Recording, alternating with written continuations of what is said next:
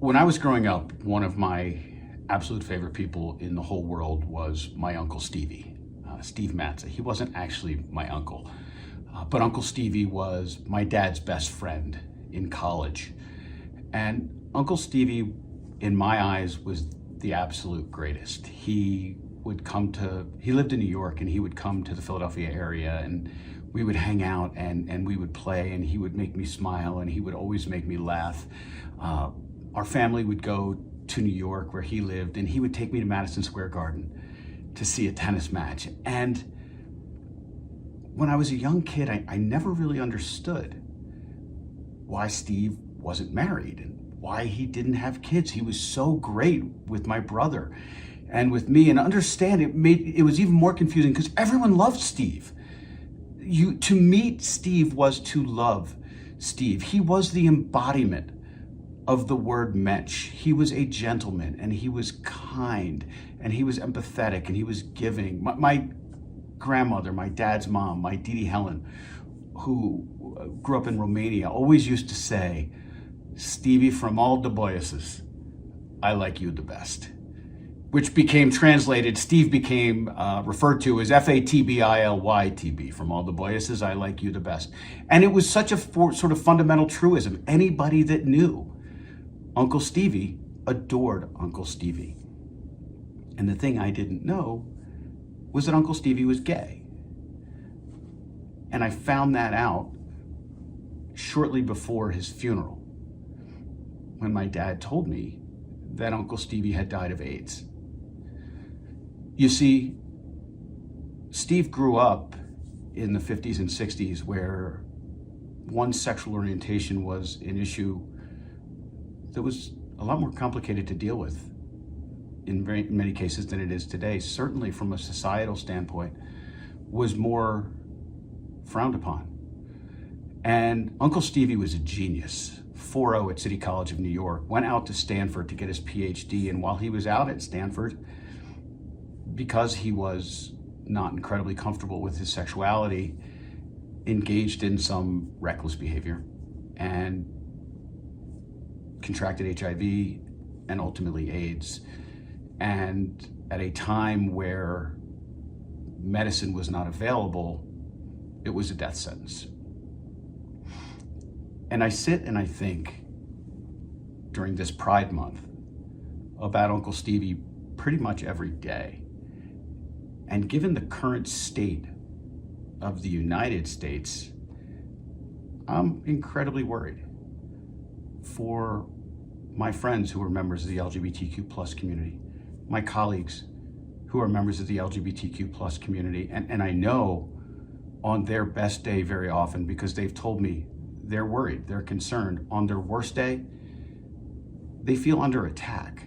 There has been imposed a federal ban on most transgender members of the military being permitted to continue to serve in the military. There have been, and we've seen them, massive rollbacks on protections in employment situations based on sexual orientation and gender identity or expression.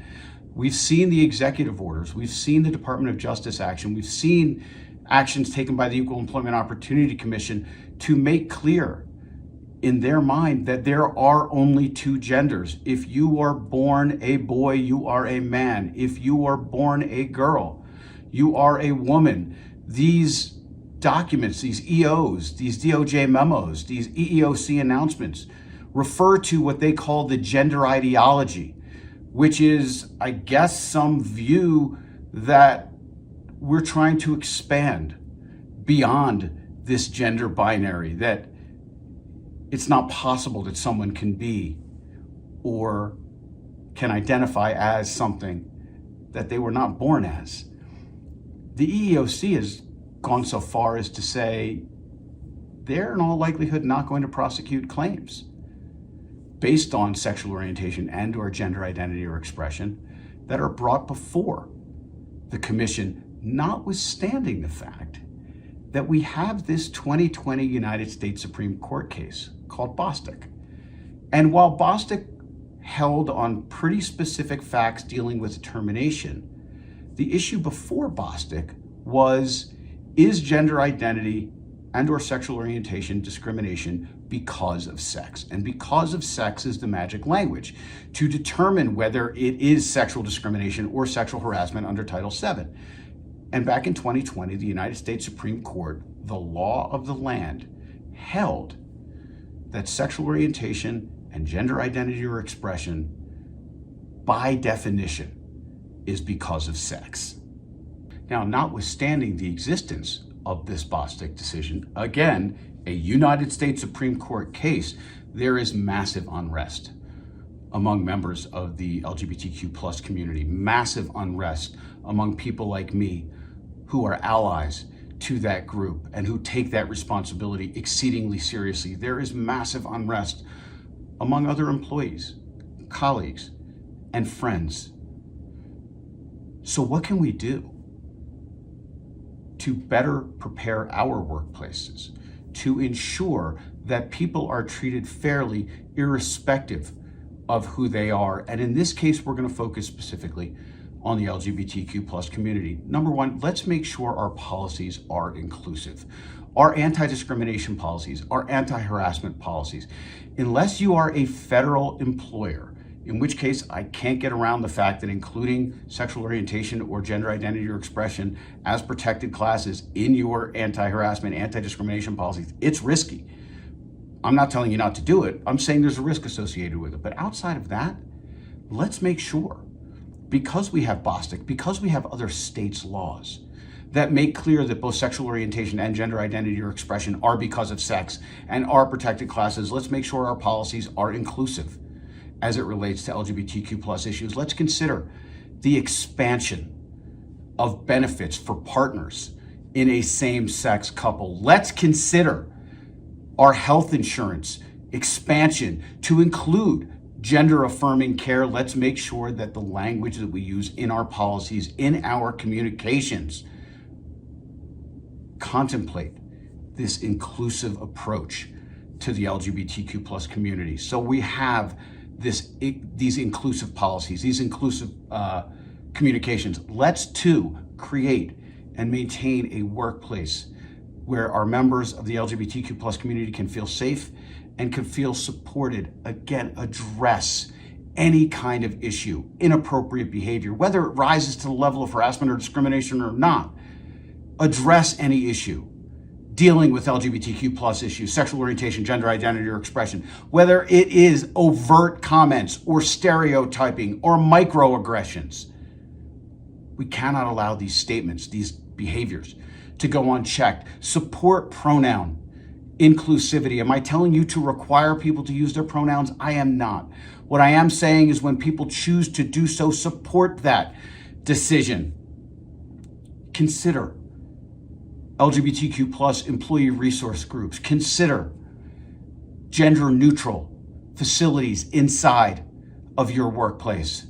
Third, double down on education. You've heard me mention it multiple times in the past during these videos. Education is the silver bullet. Why will we assume that leaders, that employees have an understanding of what's expected of them and what kind of behaviors are inappropriate unless we talk to them about it? So when you're providing the harassment prevention training that you do for your leaders, for your employees, ensure that there are examples dealing with sexual orientation, dealing with gender identity or expression, dealing with things like sex stereotyping. When you're making decisions about what other kinds of programming to provide to your employees, seriously consider implicit bias training, which you've heard me mention in the past, which focuses, of course, as well on microaggressions, the kinds of statements that are made, overwhelmingly not born of ill intent, but these environmental slights and snubs that have massively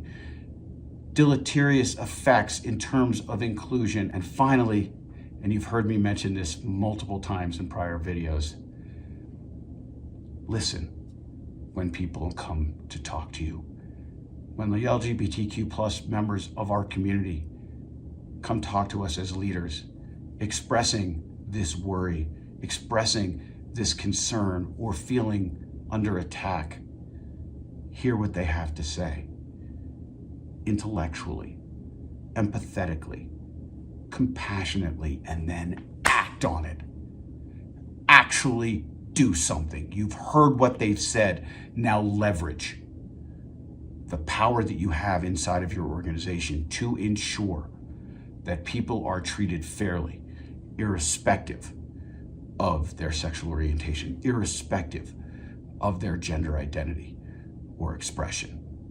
Are we going to create utopia? We most certainly are not. But what we are looking to do at all times is create a working environment that is as comfortable as possible, as much of the time as possible, for as many as possible. This is our job as leaders.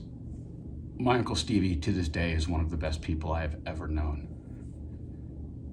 And because of when he lived, which resulted in many ways in how he lived, he's no longer with us. I'm terrified that if these rollbacks continue, if the protections continue to dissipate or disintegrate, we're going to end up right back where we were. We have made so many advances, organizationally, culturally, from a societal standpoint, towards equality. Please, during this Pride Month, let's make sure that we are paying extra special attention to members of our LGBTQ+ community. Let's make sure that throughout all 12 months of the year, that those people who feel unseen, that they feel unheard, have our attention and the benefit of our ability to act. Thanks, everybody. Please continue to share. Please continue to comment. Hope to see you soon.